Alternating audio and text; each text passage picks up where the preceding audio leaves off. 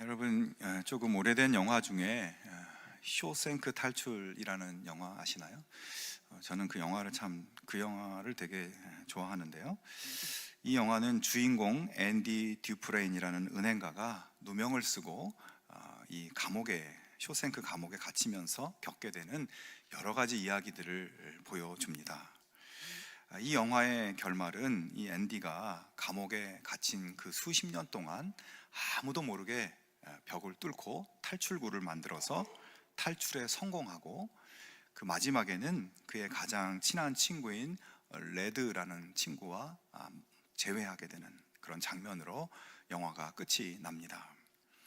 그런데 이 영화의 그 주인공 그리고 주연이나 조연 외에 인상적으로 기억에 남는 한 인물이 저에게 있습니다. 그는 바로 브룩스라는 노인 수감자입니다.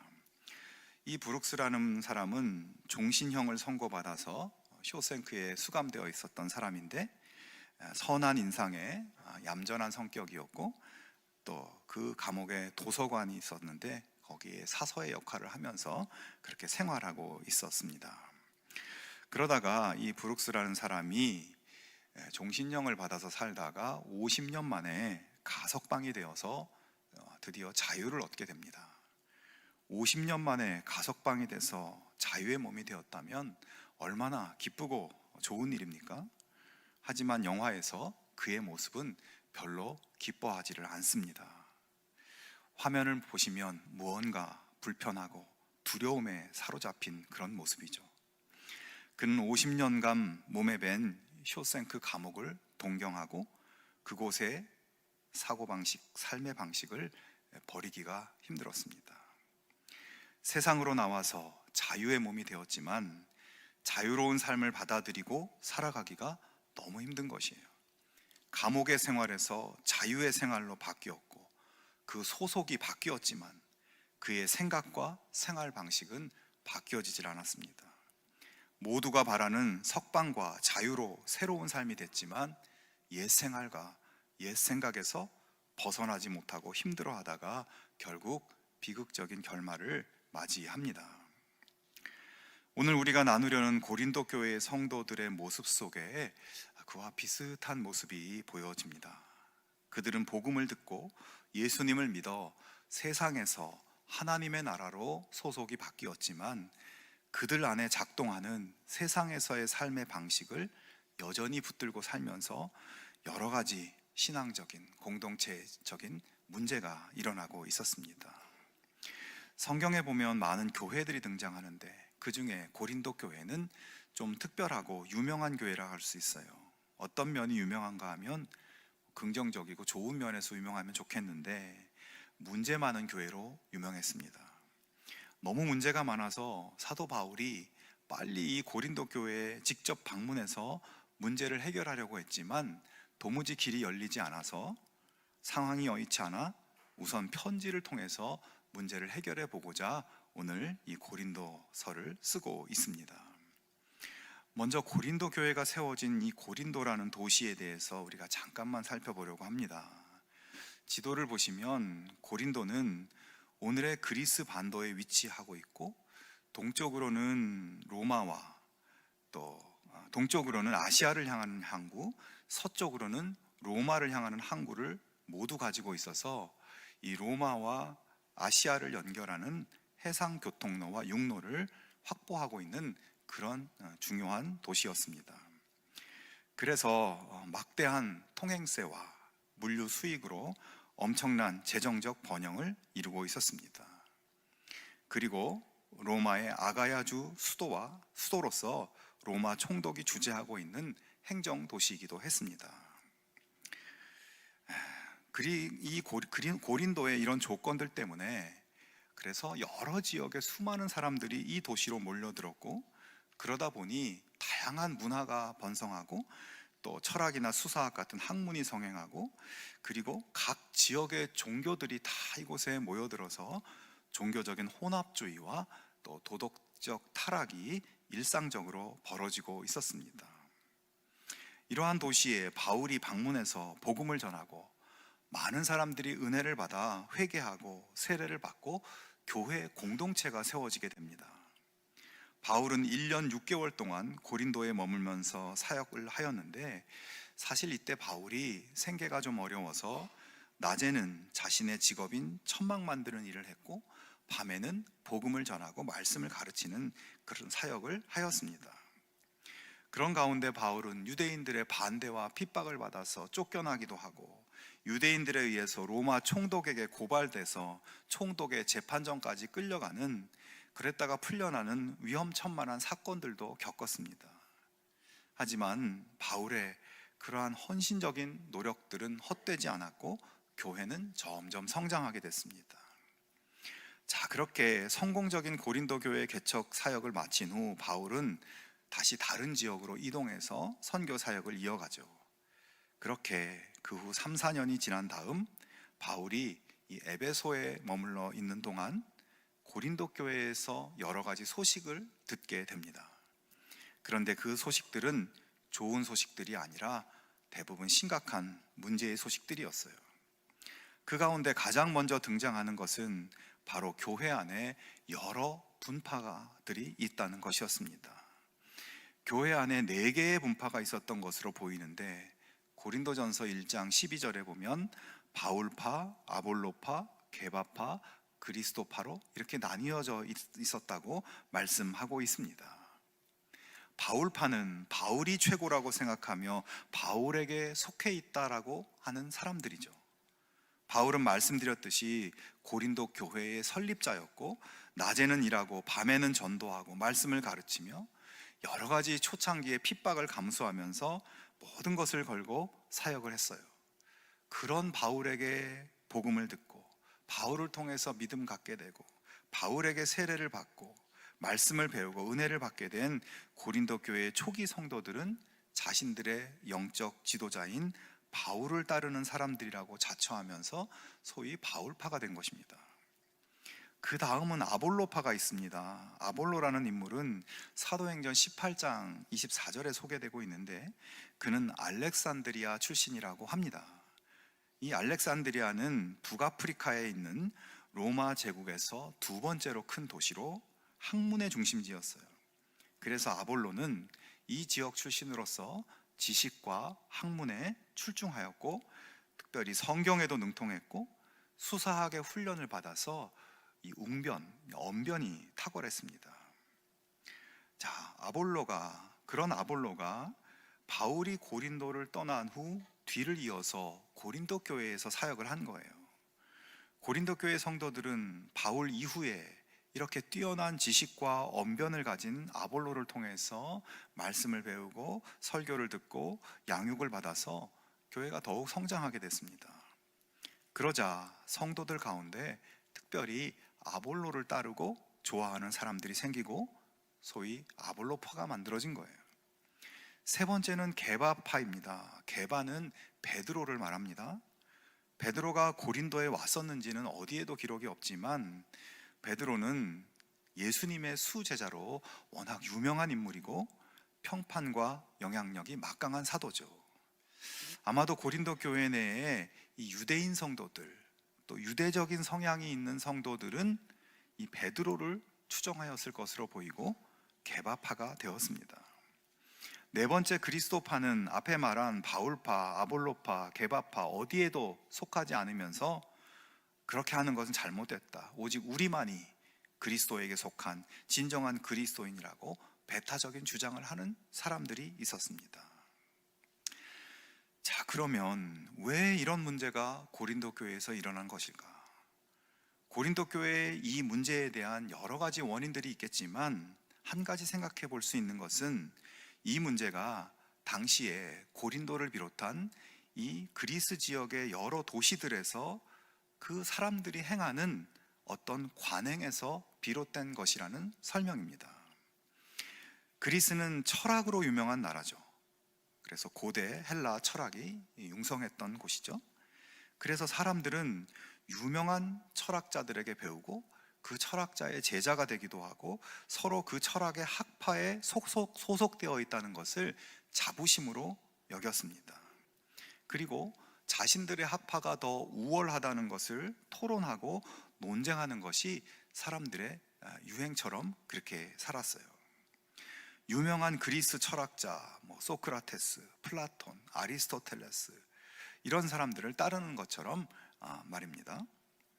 자, 그러니까 지금 고린도 교회 성도들이 그렇게 세상에서 하는 관행과 세상에서 사람들이 하는 삶의 모습을 그대로 교회로 끌고 들어온 거죠.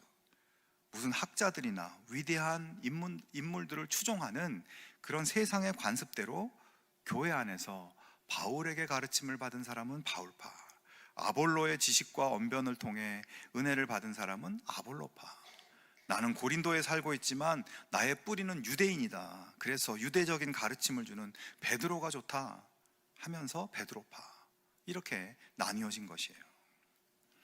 바울은 그런 상황에 있는 고린도 교회 성도들에게 선포합니다. 오늘 본문 3장 5절부터 9절입니다. 그런즉 아볼로는 무엇이며 바울은 무엇이냐? 그들은 주께서 각각 주신 대로 너희로 하여금 믿게 한 사역자들이니라. 나는 심었고 아볼로는 물을 주었을 때 오직 하나님께서 자라나게 하셨나니, 그런즉 심는 이나 물 주는 이는 아무것도 아니로되 오직 자라게 하시는 이는 하나님뿐이니라. 심는 이와 물 주는 이는 한 가지이나 각각 자기가 일한 대로 자기의 상을 받으리라. 우리는 하나님의 동역자들이요 너희는 하나님의 밭이요 하나님의 집이니라. 자, 신앙은 사람으로부터 비롯된 것이 아니라는 말씀이죠. 사람은 하나님의 도구일 뿐이며 믿음은 하나님께로부터 온 것임을 말씀합니다. 여러분, 이 교회가 바울이 그래도 얼마나 고생했냐, 얼마나 수고했냐, 바울이 최고다 라고 하면 교회가 문제가 있는 것이죠. 그래도 아볼로가 얼마나 설교를 잘하냐, 아볼로가 최고다, 이러면 교회가 문제가 되는 것입니다. 그들은 하나님의 일꾼일 뿐입니다. 모두가 하나님의 사역에 필요한 사람들로 하나님 주신 역할을 하는 사람인 것이죠. 그래서 모든 것은 하나님의 손에 달려있는 것이고 하나님이 자라게 하시고 하나님의 역사에 달려있다라는 말씀입니다. 바울은 고린도 교회는 하나님의 은혜, 예수 그리스도의 십자가 위에 세워져서 자라나고 성숙해지는 것이지 사람의 공로로 되는 것이 아님을 말씀하고 있습니다. 바울 자신은 하나님이 심으라고 하셔서 심은 하나님의 종이고, 아볼로는 하나님이 물을 주라고 해서 물을 준 하나님의 종이고, 그 외의 모든 사역자들도 다 하나님의 일꾼일 뿐이라고. 교회는 당신들이 세상에서 경험하고 자기 취향껏 그들을 추종하고 그러는 곳이 아니라고, 세상과는 다른 공동체임을 말씀하고 있는 것입니다. 성도 여러분, 세상에서 성공하며 살아가는 방식 중에 그런 것이 있지 않습니까? 성공하기 위해서는 줄을 잘 서든지 빼기 좋아야 한다. 힘 있는 사람, 돈 있는 사람, 나에게 도움이 될 만한 사람과 친해야 하고 그 사람을 잘 붙잡아야 한다. 세상 사는 방식 중 하나죠. 세상에서 그렇게 해야 편해지고 성공할 가능성이 더 높아 보이기도 합니다. 그리고 세상에서 그렇게 사는 모습이 잘못되었다고 할 사람도 없고 크게 비난받을 만한 일도 아닌 것이에요. 사람들은 다 그렇게 살아갑니다. 여러분, 여기서 우리가 고린도 교회의 이 분열의 문제의 뿌리를 잘 보아야 합니다. 그들이 분열된 것, 그 문제 뒤에는 그들의 신앙생활, 교회 생활에 세상적인 관습과 방법을 적용하고 세상에서 하는 방식으로 교회 생활, 신앙생활을 하려고 하는 잘못된 생각, 교회의 모습을 세상적으로 변질시키고 있는 상황, 그것이 바로 이 교회의 문제의 뿌리였던 것입니다. 우리 신앙인들이 믿음을 가지기 전에 살아온 세상에서의 삶의 습관이 있습니다. 그리고 믿음 이후에도 세상 속에서 살면서 내가 그동안 살아온 삶의 방식과 가치관과 세상의 습관을 그대로 따라가는 부분이 있습니다. 우리가 세상에서 생각하고 생활하고 판단하고 결정하고 살아왔던 우리의 몸에 밴 세상의 의식과 행동들이 있습니다. 그런데 그런 것들 가운데 하나님이 원하지 않는 모습들을 신앙의 삶 속으로 그대로 가져와서 이어가는 경우도 있는 것을 보게 됩니다. 우리의 소속이 세상에서 하나님 나라로, 세상 공동체에서 교회 공동체로 바뀌었는데 여전히 세상 방식으로 살아가는 것, 우리가 한번 생각해 봐야 할 문제인 것이죠. 고린도 교회에 있었던 한 가지 문제만 더 다루어 보겠습니다. 고린도전서 6장에 보면 교회의 성도들 가운데 분쟁이 있어서 세상 법정에 고소를 하고 법정에서 성도들끼리 재판을 받는 불미스러운 일이 벌어지고 있는 것에 대해서 바울이 언급하고 있어요. 바울은 이렇게 성도 간에 소송을 하고 재판정에서 판결받는 것을 아주 강하게 반대하고 있습니다. 그런데 여러분, 우리가 이 부분을 조금 다른 각도로 보면 성도들 간에도 살다 보면 분쟁이 일어날 수 있고, 또 잘 해결되지 않으면 재판을 통해서라도 빨리 종결시킬 수 있다면 그것이 과연 정말 절대적으로 나쁜 방법인가 하는 생각입니다. 법이 있어서 분쟁을 해결하고 죄가 있으면 형벌하고, 그래서 사회를 질서 있게 유지할 수 있는 것이 아니겠습니까? 그래서 성도들 사이에 문제가 일어났을 때 법정 송사를 하는 것을 바울처럼 반대만 해야 할 일인가 하는 생각을 할 수 있겠죠. 그렇다면 왜 바울은 고린도 교회 교인들의 이 문제를 강하게 문제 삼고 있는 것일까? 이 부분을 이해하려면 당시에 이 로마의 법정의 상황에 대해서 조금 살펴봐야 합니다. 당시 로마 제국의 법정 제도는 오늘날처럼 공정한 판결을 기대할 수 있는 곳이 아니었어요. 즉, 로마의 사법 체계는 모든 사람이 법 앞에 평등하다는 개념을 가지고 있지 않았다는 것입니다. 사람을 엘리트, 자산가 중심의 상류층과 서민과 노예 중심의 하류층으로 철저히 구분해서 신분이 높은 자가 낮은 자를 고소하면 재판은 상류층에게 매우 편향적으로 진행되었다는 겁니다. 그래서 낮은 위치에서는 재판을 할 생각을 아예 하지 못했고, 대부분의 소송은 부유한 상류층들이 하류층들을 상대로 제기하는 것뿐이었어요. 그리고 판사들 자신도 특권 계급에 속했기 때문에 상류층이 제기하는 재판에 그들의 편을 들어주고 우호적이고, 반면에 소송을 당하는 하층 계급 사람들의 증언은 제대로 들어주지 않았다는 것이죠. 더구나 상류층 사람들은 자신들의 소송을 변호해줄 전문 변호사를 고용할 수 있었고, 필요하면 판사들을 매수할 수 있는 재력도 있었습니다. 재판에 참여하는 배심원들도 있었지만 그들도 편파적인 재판을 승인하는 역할만 하는 사람들이었다고 합니다. 자, 여러분, 지금 바울이 편지하고 있는 고린도 교회가 있는 이 고린도시는 로마 제국의 중요한 행정도시였기 때문에 방금 말씀드린 로마 제국의 재판의 모습이 그대로 이루어지고 있었을 것입니다. 그런 가운데 고린도 교회 성도들 사이에 다툼이 벌어져 세상 법정으로 달려가는 일이 일어나는 것입니다. 어떤 내용인지는 알 수 없지만 성도들에게 소송을 걸어서 상황을 주도하고 있는 사람들은 아무래도 특권을 누리고 재력이 막강한 사람들이었을 겁니다. 교회 안에서 목소리도 좀 내는 사람들이었을 겁니다. 자, 그러니까 지금 바울이 강력한 어조로 편지하고 있는 이 상황은 그냥 교인 간의 분쟁을 법정에서 원만하게 해결하고 화해하고 이런 것이 아니라, 부유한 성도들이 낮은 신분이며 가난한 성도들을 부끄럽게 만드는 행위, 공동체에서 일어나는 안 될 모습이 벌어지고 있었던 거예요. 여러분, 바울의 지적은 단순히 세상 법정에서의 소송에 관한 경우를 교훈하고 있는 것이 아닙니다. 바울은 고린도 교회 성도의 법정 소송은 예수 믿지 않는 세상 사람들의 삶의 모습을 이 성도들이 그대로 따르고 있다는 것을 지적하는 것입니다. 고린도의 법정은 돈과 권력이 있으면 무조건 이기는 타락한 곳이며 상대방을 파멸시키고 나의 명예를 높이는 전쟁터였습니다.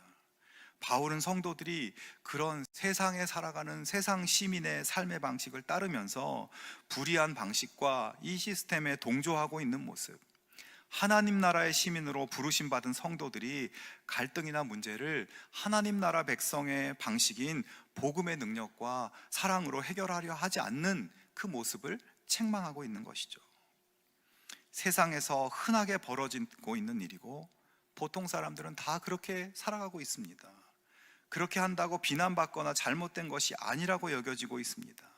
하지만 바울은 세상이 다 그렇게 하며 살지라도 그 세상으로부터 부르심 받은 하나님의 백성은 그런 잘못된 세상 방식을 따르지 말고 오히려 하나님 백성의 삶의 방식으로 살아야 한다고 말씀하고 있는 것입니다.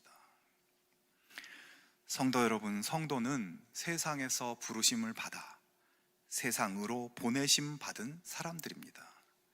원래 세상에 속한 불의한 사람들이었고 죄인이었지만 예수님의 보혈로 죄 씻음을 받고 거룩한 구별됨과 의롭다 여김받은 사람들이 되었습니다. 그리고 이제 세상으로 다시 보내져서 그리스도의 사랑에 영향력을 끼치고 하나님 자녀의 거룩한 삶의 능력을 행하고 세상에 그리스도의 평강과 복음을 전해서 세상을 참된 구원으로 이끌어가야 하는 사람들입니다. 그러므로 고린도시에 잘못되고 편파적이고 불공정한 이런 문제에 대해서 하나님의 정의를 외쳐야 하는 성도들이 그러한 세상의 불의한 것에 편승한 것이 하나님 앞에서 부끄러운 일이 아닐 수 없다는 것이죠.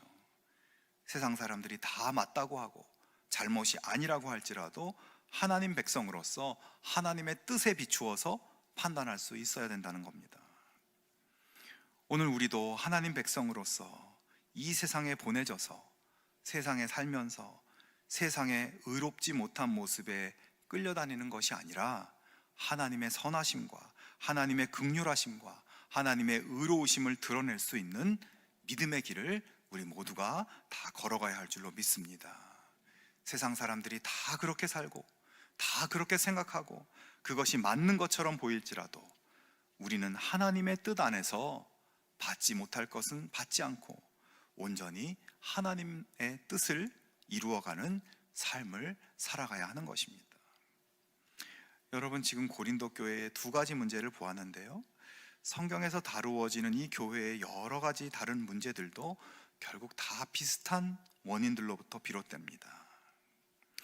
심리학자 에이브럼 메슬로가 이런 말을 했습니다. 당신이 가진 것이 망치뿐이라면 모든 것이 못으로 보인다. 이 무슨 말일까요?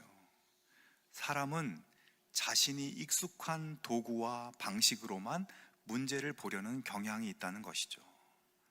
고린도 교회 성도들이 버리지 못하고 고집하는 도구는 그들이 전에 살았던 세상의 삶의 방식이었습니다. 하나님 방식이 아니라 세상 방식으로, 세상의 철학으로, 세상의 가치관으로 살려 하다 보니 일어난 문제들이죠. 여러분, 우리의 믿음의 뿌리, 우리의 삶의 근원은 하나님이십니다. 십자가에 달려 나를 위해 죽으신 예수님의 은혜의 복음이 우리의 믿음의 근본이죠. 세상에서의 나의 경험, 세상에서의 나의 지식, 내가 감동받은 그 무엇, 내가 익숙한 그 무엇이 우리의 믿음과 삶의 근본이 아닌 것이에요. 그러므로 우리가 그런 것들에 희석되고 넘어지지 않도록 더욱 복음의 근원을 붙들고 주인이신 예수님의 뜻을 붙들고 믿음 생활 여러분 잘 해나가실 수 있기를 바랍니다. 세상에서 나를 즐겁게 해주는 것, 내가 가지고자 열망하는 것, 모든 사람들도 다 원하는 그런 삶, 전혀 이상해 보이지 않는 세상의 삶에서 하나님을 믿는 믿음의 자존감을 세우고 하나님 나라의 가치를 따라 살아가는 우리 모두가 될 수 있기를 축원합니다. 여러분, 중심을 똑바로 잡고 흔들림 없이 예수님만을 바라보며 나아갈 수 있기를 바랍니다. 모든 것 위에 역사하시는 하나님 바라보고 그 모든 것의 근원이신 십자가 위에서 예수님을 더욱 사랑하는 우리들의 삶이 되기를 주님의 이름으로 축원합니다.